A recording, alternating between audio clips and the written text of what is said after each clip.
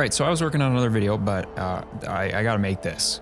I was expecting the Ghost Ship stream today to be mostly publishing stuff, which it was, and all of it was pretty cool, and a season theme announcement for Season 5. And while it technically was both of those things, they also announced a new game. DRG Rogue Core is a 1 to 4 player co-op FPS roguelite that has procedural destructible terrain like DRG does, but now you play as a new set of dwarves called Reclaimers. They're being sent to the core of Hoxie's to control lost deep mining operations on the planet. You start a mission by selecting a loadout, which consists of a phase suit, an active ability choice, and one of many Reclaimer weapons. Once you're geared up, you'll land outside a lost dig site. Here you carve through the barrier to get into the core of Hoxie's, but once you're in, you ain't getting out, bud. So you better find out what silly stuff lies there. A mission will consist of multiple procedurally generated stages. While in a stage, you'll come across DRG equipment caches for your run. This could have weapons and support tools. There's also a new mineral type called Exponite, which you can deposit in a new processor drone to gain upgrades for the team. In between runs, you'll be stationed on the RV-09 Ramrod, which is a ship parked right by Home Sweet Home. Completing mission tasks and reclaiming dig sites will unlock new weapons, phase suits, suit mods, and add a form of permanent progression to the game. They provided a rundown of what all they've done for the game so far in 2023, from a prototype to designing co-op mechanics, gear systems, and next up is the visual identity of the game. Hopefully they can add female dwarves early on so it doesn't become a problem later. That would be super sick to see in this one. There are a few screenshots of the game available showing off abandoned mining facilities, user interface, and also some very cool cave generation. I'm a sucker for this stuff. I know I say it all the time. Oh, these biomes look sick. I love the textures and the terrain down here and just the creepier vibe in general in the core. It feels more like you're somewhere you really shouldn't be at all. And that's a really cool vibe. The open development strategy from DRG seems to be planned for this game as well, which is good to see. And in general, it seems Ghost Ship is going to start making a push to communicate more right now. And that's really appreciated, with the seasons relying on being more secretive for, the sake of hyping up its release. Open communication started to feel pretty hindered by that. And I'm excited to hear more from them and have a back and forth going forward. I'll talk about Season 5 and the fact that it was delayed to June in a second, but first I want to give my thoughts on Rogue Core. This is more exciting to me than just Season 5 and 6 getting announced. I know they both did, but this is cooler. During the dev livestream, Mike mentioned how this started as an expansion for DRG, but when being tested on its own as like a separate thing from deep dives and all the economy of Deep Rock, it became something much bigger and better. The best way I could pitch this to someone who already likes DRG is they're making a new game mode, but also with a ton more that isn't limited to the constraints that the current game would apply, and selling it as a separate game. This game is going to feel like Deep Rock, but in a whole new way to play. It's running on the same cave gen tech and bringing weapons and tools from the original game, and using them to create a whole new experience. The closest thing this reminds me of, and oh boy, it's one of my videos, so I'm gonna compare the Deep Rock to Team Fortress 2, is Man vs. Machine.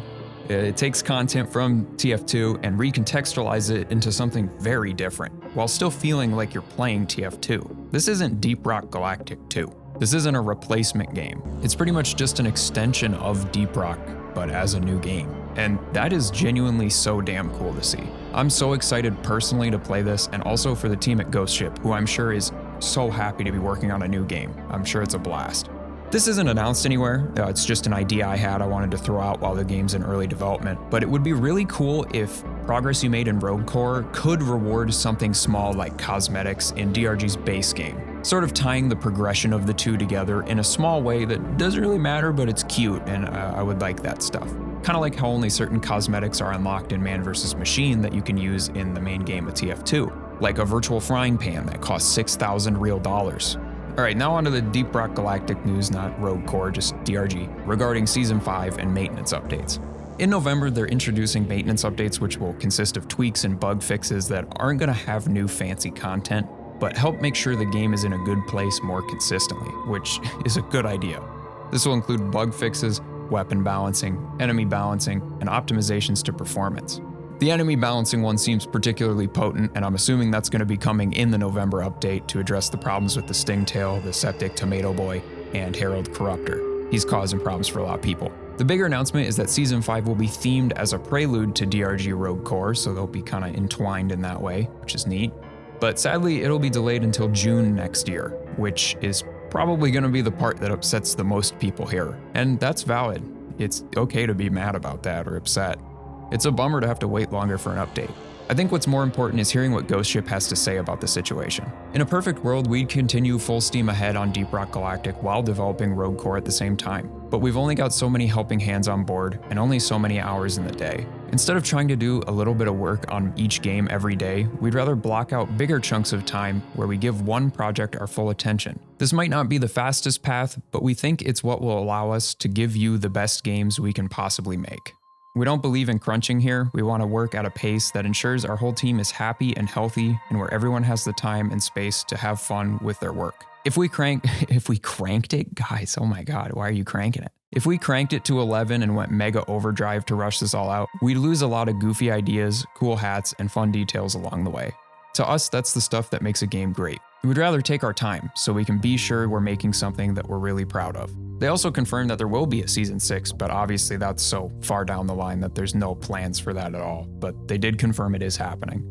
So that's about it. It's a bummer to not have Season 5 coming sooner. I mean, that sucks, but in the end, I think having something like Rogue Core coming next year is a much more exciting thing to look forward to, at least for me. I'd love to hear what you all think in the comments. Please go down there and just give me your thoughts.